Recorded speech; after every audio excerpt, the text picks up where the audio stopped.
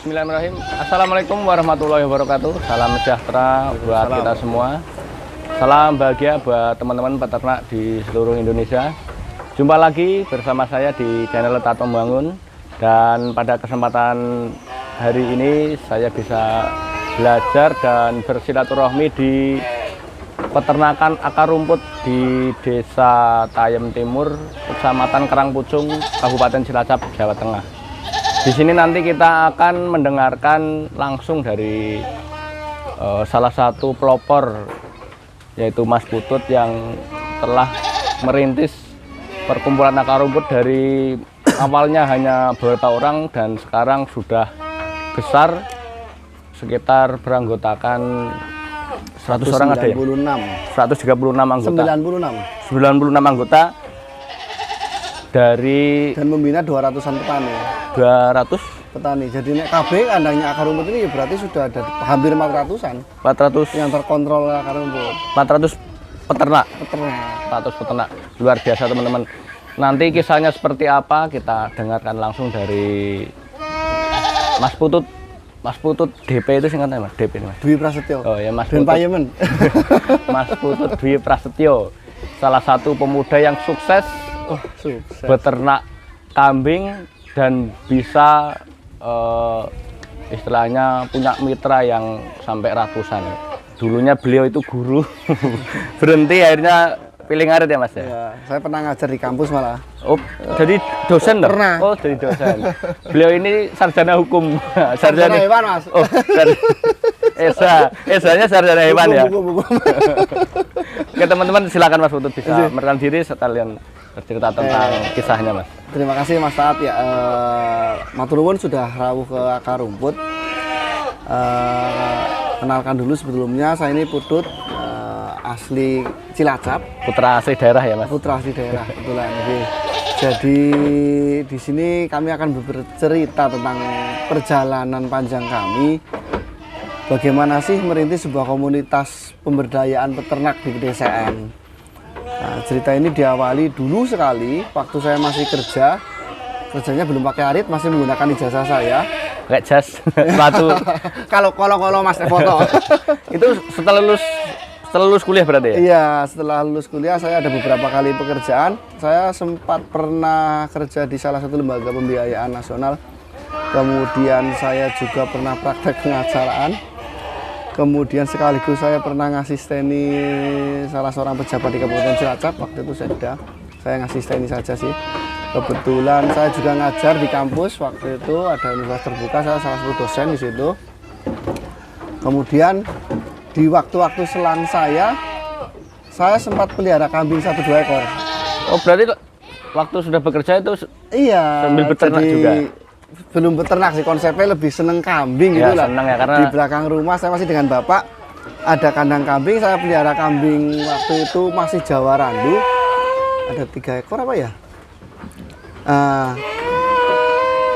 Saya nggak ngadit sendiri, saya beli pakan, kemudian kalau sore saya nyempatnya ngempani gitu. Berarti seninya pas memberi makan gitu ya? Itu rasanya kok seneng dan tahu-tahu beranak. Kemudian karena kesibukan itu saya jual Mas. Kambing jual itu semua? Saya sampai 0 ya, sampai nggak ada kambing gitu. Nah, lama-lama saya nggak punya kambing itu, kemudian saya lanjut melakukan kegiatan yang lain. Sehingga pada suatu saat saya itu pernah punya masalah ekonomi lah intinya, dan ternyata waktu saya dulu punya kambing dan saya titipkan ke petani, ini cerita lain lagi, pecahan kambing juga. Oh, digadohkan? Digaduh ke kambing, dan saya sudah nggak ingat malah ya Mas ya. Tahu-tahu itu kambingnya banyak, dan saya diantri duit untuk menyelesaikan masalah saya. Nah itu salah satu yang mungkin mengilhami saya, kok saya harus pelihara kambing lagi gitu. Oh, berarti waktu awal beternak itu selain dipelihara sendiri juga ada yang gaduhkan ke petani. Dipelihara sendiri dijual tapi yang gaduh masih tapi lupa. Kalian Mas wong Pak wedhus itu zaman itu masih 290-an ribu darah itu. Wedhus lokal tahun berapa Mas? Kira-kira tahun berapa? Oh, itu saya masih sekolah kalau proses itu kok. Wah, lama ya. Tahun 2000-an mungkin. 2000. Ya, sekitaran itulah. Terus selanjutnya gimana Mas? Oke. Nah, Jujur kok saya punya masalah ekonomi ya, keuangan di yang lain, kok saya mendapat penyelesaian di sini. Itu salah satu yang bilang, saya pelihara kambing lah gitu. Nah, saya masih ngajar, waktu itu saya cuma ngajar di kampus universitas terbuka, sebenarnya lebih ke waktunya lebih longgar ya, waktunya. Kemudian saya pelihara lagi, dan saya hanya melihara, kalau kita dengar ceritanya Mas Yanto 2 ekor, kalau saya 2,5 ekor Mas. Kok 2,5 ekor? Ada 2,5 ekor lagi. Karena waktu itu saya punya uang, saya buat beli induk 2 ekor betina, waktu itu PE. Ini sudah era PE saya. Itu 2005-6 lah itu. Saya beli 2 ekor PE, sisa uang 500.000 itu saya belikan pejantan cempe, kakinya patah, makanya tak hitung setengah itu. Loh, ya masih utuh tuh. Nah, itu besar puri papora gitu. Nah, itu saya pelihara. Alhamdulillah Mas, beranak semua, dua-duanya mastiti semua. Wah, kan? Sakit. Wah, iya. Salah lagi di situ. Belum tahu ilmunya, kanan kiri nggak tahu. Wong saya itu ya pelihara kambing mung seneng gitu aja. Kemudian kena mastitis, yang satu dijagal, yang satu dijual setelah sembuh cuma laku 700.000 gitu. Terus yang tadi kakinya patah? Yang kakinya patah jadi pejantan gede. Nah ini. Nah, akhirnya saya jual, jadikan betina, termasuk induk yang tadi 2 ekor gagal itu, anaknya itu kan 2 ekor. Nah itu kok hidup. Dan luar biasanya Mas, waktu itu kan memang keilmuannya nggak ada gitu. Saya itu cuma didoti itu pakai Indomilek, susu kental manis. Iya, sudah. Jur kok urip. Kalau sekarang bisa urip itu. Ya. Kalau sekarang harus skim, harus ini gitu. Iya. Tapi waktu itu jur karena memang saya harus jadi peternak mungkin. Iya. Indomilek itu menyelamatkan sampai saya itu, sehingga saya tidak berhenti jadi peternak kayak gitu. Terima kasih Indomilek. Nah, itu kemudian yang cempe-cempe itu jadi induk. Proses itu terus berlanjut Mas. Saya itu dulu menempati kandang lama itu pojokan. Di belakang rumah. Nggih.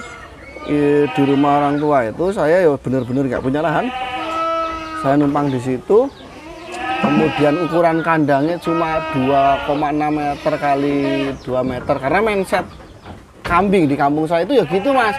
Nggak ada gambaran zaman itu, nggak ada istilah peternakan itu kok 50 ekor 100 ekor. Kalau orang Ayam Timur ini membayangkan memelihara kambing 10 itu sangel Mas. Iya. Wah, angel. Sudah termasuk istimewa waktu itu. Iya, ngaritnya gimana gitu kan. Nah itu awalnya gitu-gitu saja. Kemudian kita pelihara terus menerus. Jujur akhirnya saya terjebak di kandang Mas. Beranak gitu. Kerjaan akhirnya keluar. Iya, akhirnya saya Fokus memutuskan untuk keluar. Walaupun pada saat itu sebenarnya nggak realistis. Karena waktu itu pada saat saya menyatakan saya memilih beternak kambing gitu. Dari waktu yang pendek kemudian beranak, berkembang biak, walaupun belum banyak banget, saya sebenarnya keputusan prematur waktu itu menurut saya. Kalau dari areal logis ya, karena belum bisa menghidupi sebenarnya.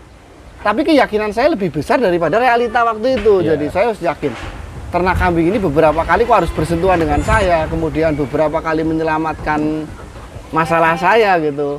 Jujur saya melihara asal-asal kok ya mana gitu. Akhirnya saya mau coba ternak kambing. Saya resign. Lebih serius. Gitu. Melihara kambing beberapa ekor itu, dan saya menggunakan arit saya benar-benar ya Mas. Saya melewati masa saya harus ngarit dengan teman-teman petani lokal. Merasakan tadi dengan hutan tadi pas arealnya gitu. Waktu itu di 15-an tahun yang lalu itu mindset peternak itu nggak budidaya hijauan ya Mas ya. Iya, belum tanam penting lah. ada hijauan dari gratis, hutan gitu. Gratis gitu ya. Saya ngarit sendiri, kemudian lama-lama itu kok bertambah, saya lagi serius di situ, kemudian jadi bener-bener ngelola ternak, hidup di kampung, kalau soal apa, ada jualan kambing, saya mengalami itu Mas. Jadi kalau saya jual ke pasar jualnya? Iya, kalau hari ini saya pernah mungkin jual kambing dengan satu orang 100 ekor, 200 ekor, mungkin proyek ada yang seperti itu. Tapi saya benar-benar mengalami jual kambing 1-2 ekor, saya tuntun sendiri ke pasar. Waktu itu belum ada transportasi ternak, jarak dari sini ke pasar tempat saya, areal desa sini kan ada 2 kilo. Waktu itu semuanya dituntun loh Mas. Dan keuntungan kalau nggak laku tuntun pulang lagi.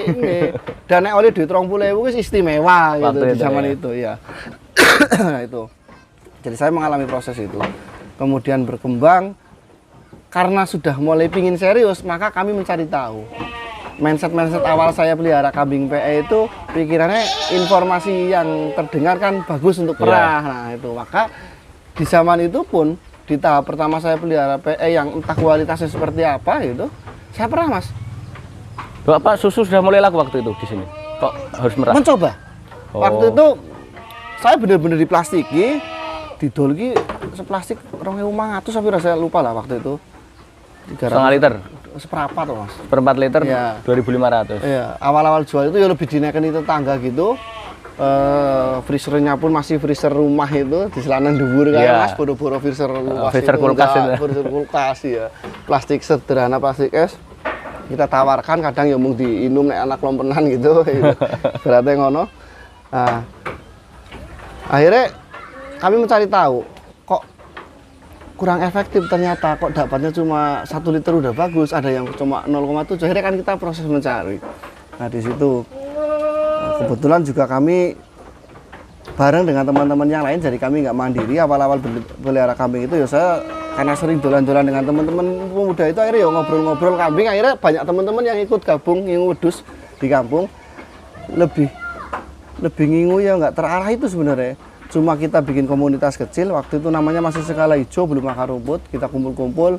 Skala hijau ya? Skala hijau, karena ada Gunung Sengkala, Mas. Oh, Bukit Ini kan Sengkala itu. Bukit Sengkala, Ya. jadi Sengkala hijau gitu nama itu pertama. Kemudian kita kumpul 14 menjadi 22 orang, kemudian jalan budidaya kambing PE waktu itu. Tapi untuk diperah. Tujuannya untuk diperah. Bukan untuk yang kontes-kontes itu ya? Belum. Wow, nggak mampu waktu itu ya. Kami hanya cari kambing yang PE versi kami ya kepala ireng awake putih PE Mas gitu. Susunya bisa diperah gitu ya. Kemudian kami rasakan kok belum begitu efektif, tidak seperti ekspektasi ya.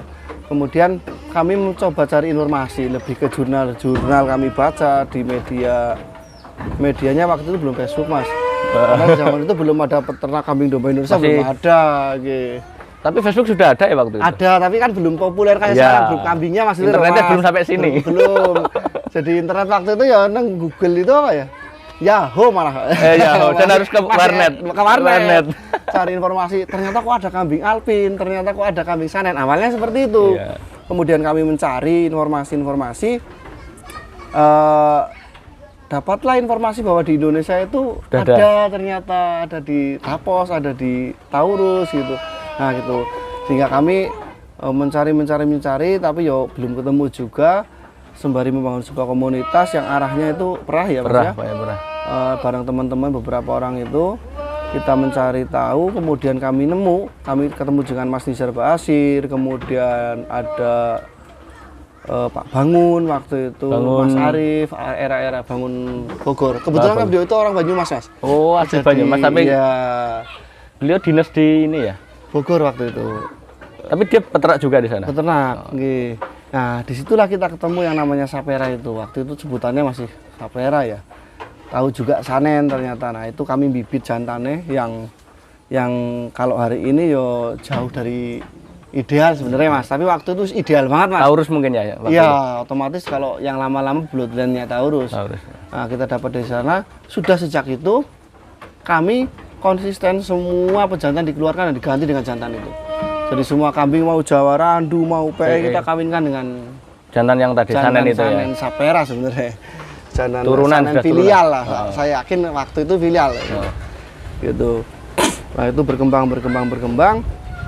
dan ternyata benar. Setelah mulai beranak, ada yang bisa diperah, kami sudah mulai merasakan, oh ternyata kok susunya jauh lebih banyak, hampir 2 kali terus lebih lipatnya. panjang mungkin. Laktasinya luar biasa bagus gitu kan.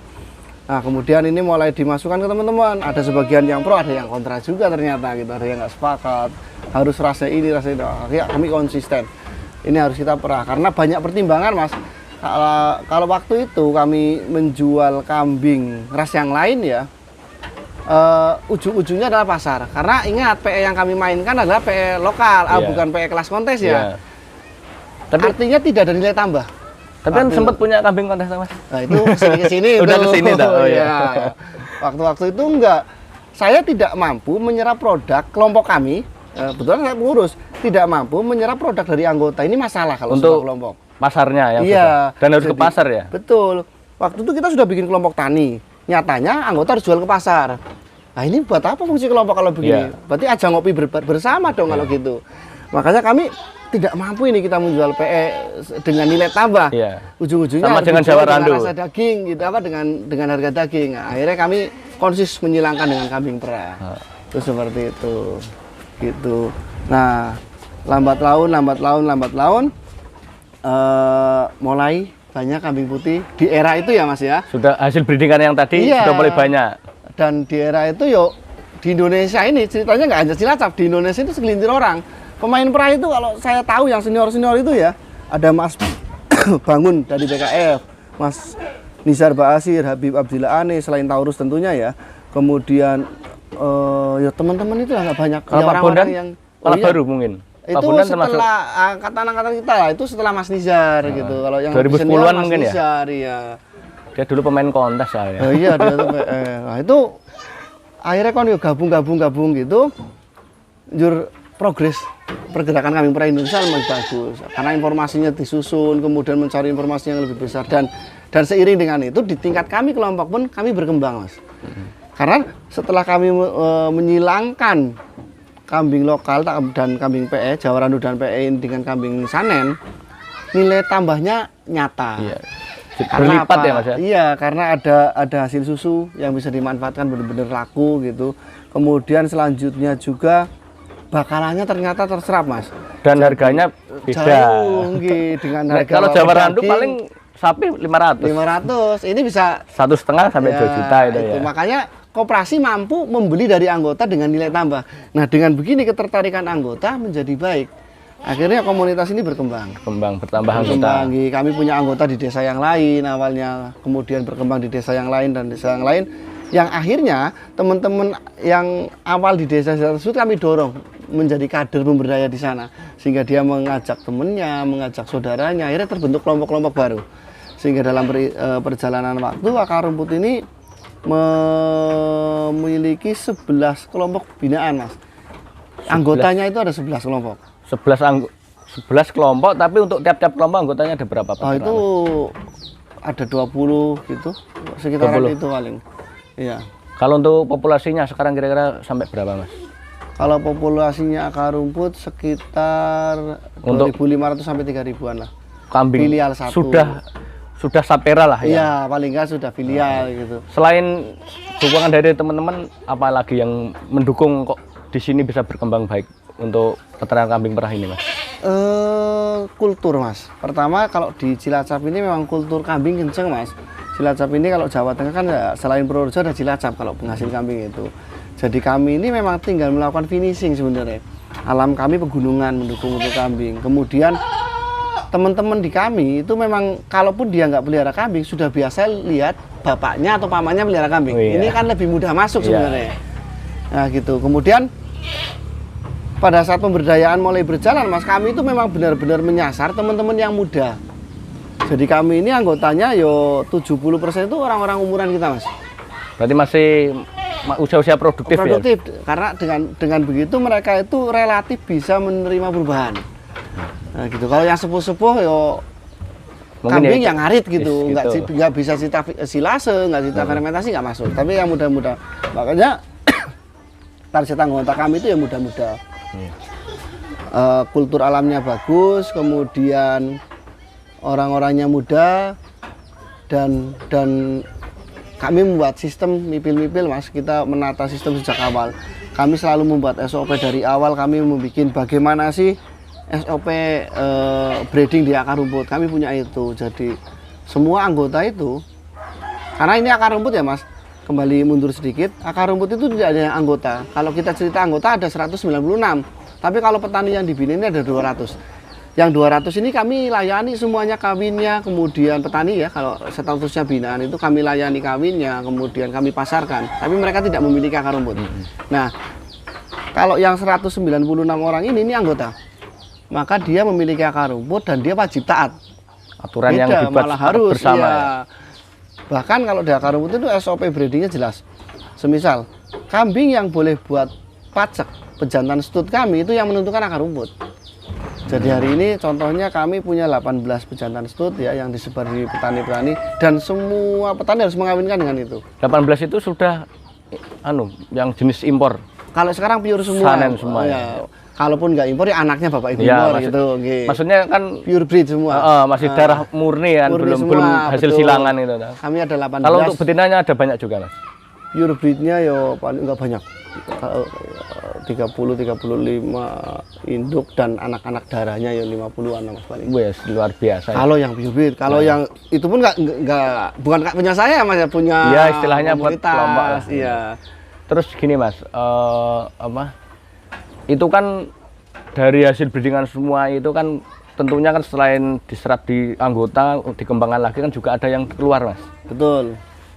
Misalkan teman-teman ini ada yang mau bibit itu Mas. Kalau untuk yang spek F1, F2 atau F3 dan seterusnya atau bahkan yang pure tadi itu kalau boleh tahu kisaran harga berapa Mas? Ya di kami memang ada standar nih, seperti yang tadi ada SOP, ada standar. Memang kami punya standar baku harga, bahkan harga beli ke petani dan harga jual. Kita beli di petani di usia 4 bulanan dan setelah sapi berarti ya? Ya lepas sapi langsung diambil ke kandang bersama. Lalu kita lakukan treatment, persiapan sampai jual itu biasanya 2 bulan. Nah di situ ada keuntungan koperasi, kemudian juga ada keuntungan anggota yang disisihkan untuk lembaga pembiayaan kelompok. Jadi kami itu ada sistem bisnis, sistem sosial Mas. Dari setiap kambing yang dijual oleh anggota itu kami jelas ada keuntungan untuk koperasi yang dimiliki oleh semuanya. Kemudian ada juga sistem sosial kayak infak gitu Mas. Jadi setiap orang yang jual kambing di akar rumput ini wajib memberikan infak kepada customer sosial tersebut. Ya. Hasil dari penjualan tadi. Penjualan yang penggunaannya pun nanti berbeda. Kalau yang bisnis ini untuk keuntungan, kemudian kalau yang infak ini digunakannya ini bukan pendekatan bisnis tapi pendekatan sosial, dibelikan kambing untuk teman-teman yang kurang beruntung. Nah, untuk hibah ya. Iya, jadi hari ini standar kami ya, karena kalaupun kita bercerita tentang F1 itu kan ada standar minimal, standar maksimal. Itu ada angka 1,5 sampai 2,5. Bahkan kalau yang Osori itu bisa sampai 3 juta. Dengan bloodline tertentu ya yang bagus. Kisarannya seperti itulah kalau crossbreed naik terus sampai kalau yang pure itu kami jual sekitaran 15-an juta. 15 juta. Berarti sudah F5 mungkin ya? Iya. Pure breed itu angka-angka itu. Gitu. Terus misalkan kalau ada anggota yang jual sendiri? Tidak diperbolehkan kalau di akar rumput. Berarti untuk di kelompok akar rumput ini tidak ada keuntungan pribadi. Misalkan saya jualkan, misalkan Mas Putut ini kan di galerinya sini. Iya. Apakah semua masuk ke kas atau ada keuntungan pribadi Mas? Jadi kami semuanya sudah ada sekat-sekatnya ya. Artinya sebagai pengelola dia sudah dapat operasional. Kemudian koperasi tetap mendapat keuntungan gitu. Koperasi kan nanti kembali ke anggota lagi gitu, dan tidak diperkenankan anggota menjual langsung keluar, juga menjual ke anggota lain pun nggak bisa, harus lewat satu pintu ya, benar-benar satu pintu. Kenapa seperti itu? Karena kami akar rumput memastikan akar rumput mendapat semua keuntungan dari kambing yang kami kelola. Kemudian LPK sebagai lembaga sosial mendapatkan sharing dari infak-infak anggota. Dan ini untuk kepentingan bersama. Dan menurut kami Mas, yang namanya kelompok, asosiasi, himpunan ya harus seperti itu. Kalau kita himpunan, asosiasi mau skala nasional, internasional, kok hanya untuk ngobrol? Salah satu yang diuntungkan juga hanya perorangan juga. Iya, ya. Hanya ngobrol, tidak ada ukhuwah, ya enggak, bukan kelompok. Ya. Kalau yang di sini Mas, ini milik Mas Putut sendiri atau milik kelompok Mas? Kalau sini milik saya pribadi, kandang utama ini kandang saya sendiri. Oke teman-teman, cut dulu sebentar azan. Oke teman-teman, kita lanjutkan kembali. Tadi ada azan zuhur, monggo Mas Putut bisa dilanjutkan kembali. Oke, jadi kalau akar rumput ini sebenarnya adalah merupakan gabungan dari beberapa peternakan Mas. Konsepnya gini, ini punya saya sendiri sebenarnya. Kemudian teman-teman juga mereka punya sendiri, mengelola, sebagian besar punya sendiri. Tapi kami bersepakat bahwa kami melakukan sebuah kesepakatan baik tentang SOP pelaksanaan kegiatan, kemudian standar mutu, standar pasar itu kami bikin satu. Dan semuanya taat. Satu pintu pokoknya lah. Dan terkontrol satu pintu. Jadi kami ini ada tim manajemen akar rumput. Ini seolah-olah pusatnya gitu Mas. Yeah. Nah, akar rumput ini punya pengurus sendiri. Kemudian akar rumput ini membina beberapa kelompok tani. Di desa A misalnya ada desa Bembulang, kelompok taninya Jumarjadi. Di sana ada ketuanya juga, ada pengurusnya. Gitu. Kami pantau mereka. Nah, semuanya ini memang satu pintu. Dan nanti hasil panen serahkan selamanya ke koperasi. Sama kambing juga masuk sini. Masuknya ke koperasi satu. Berarti ini selain jenengan punya kandang pribadi juga ada galeri untuk kelompok. Betul. Di atas itu kandang untuk tampungan kelompok. Nah, di kandang-kandang ketua kelompok juga ada, fungsinya sama. Jadi kalau Tapi dari nanti petani masuk ke ketua kelompok dulu, dari ketua kelompok masuk ke center sini.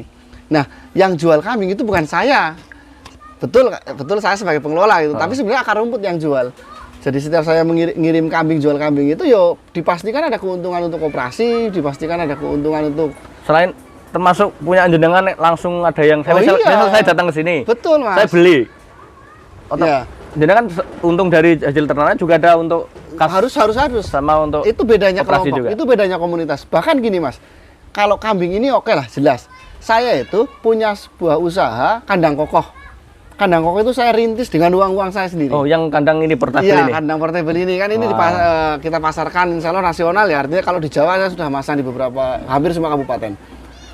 Ini saya tetap harus cas ke akar rumput. Oh, berarti yang ya pesan ke saya sendiri, yang bikin saya sendiri, modal saya sendiri. Tapi saya memberikan keuntungan dari ini juga tetap ada untuk keuntungan untuk koperasi. Betul, ada bidang umum di kami yang mengelola pelatihan. Kalau ada studi banding, kemudian kandang itu masuknya bidang umum. Oh, berarti sini produknya apa saja, Mas? Selain produk tadi cempe atau bakalan? Komunitas kami produk utamanya jelas bakalan ya, karena kami breeding brand yang kami garap itu jelas breedingnya. Kemudian ada susu, karena dari ratusan kambing ini kan pasti keluar susunya, Mas, kalaupun masa sapi, dan itu lumayan. Ini diserap dan dikelola oleh koperasi, dijual satu pintu juga dengan satu manajemen. Kemudian juga ada kandang kambing, kemudian ada pupuk organik juga. Kami kalau sekitaran 15 ton ya produksi tiap bulan. Dan itu pun sudah organik ya? Organik sudah diolah, ada proses pengolahan. Ada kandang kambing, ada kambing, susu, kandang, pupuk organik, ada kandang kambing juga. Kemudian ada bibit-bibit tanaman juga ada. Dan ini ada pengurus bidangnya. Tanaman untuk pakan. Pakan. Kita ada Indigofera ada kayak Mas Taat lah. Terus gini, Mas. Dan yang lain-lain. Apa ada yang khusus peternak yang khusus merah? Ada nih, Mas? Ada beberapa. Kebetulan salah satunya datang itu lagi ngantar susu. Jadi ada beberapa. Dari 194 hanya ada 8 yang hari ini dapat sertifikasi merah. Istilahnya kalau kami gitu ya, Mas. Memang fokus di merah. Ya, jadi dia diizinkan untuk merah. Yang 188 ini nggak boleh. Harus pokoknya cempe kamu. Susu ya untuk cempe gitu. Iya. Ini hanya beberapa saja, dan biasanya mereka adalah teman-teman yang sudah lebih banyak. Gitu. Karena kami ada tahapan-tahapan, Mas, di peternak akar rumput ini ada 3 kelas peternak. Kalau petani yang baru-baru, teman-teman yang baru itu biasanya masuknya kelas hampir sejahtera itu. Dia itu belum 10 ekor lah, belum 9 ekor sih standarnya di akar rumput. Induk unggul.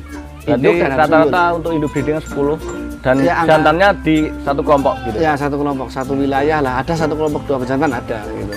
Satu spot maka ada 1 pejantan. Nah, mereka nanti kalau di grup ini mereka semuanya nggak boleh merah. Kalau yang masih sedikit ini, kemudian kita tingkatkan nanti ada kelas hampir cukup sejahtera. Biasanya kambingnya 18 induk. Kalau dengan anak kan hampir 50-an. Itu sebagian sudah boleh merah.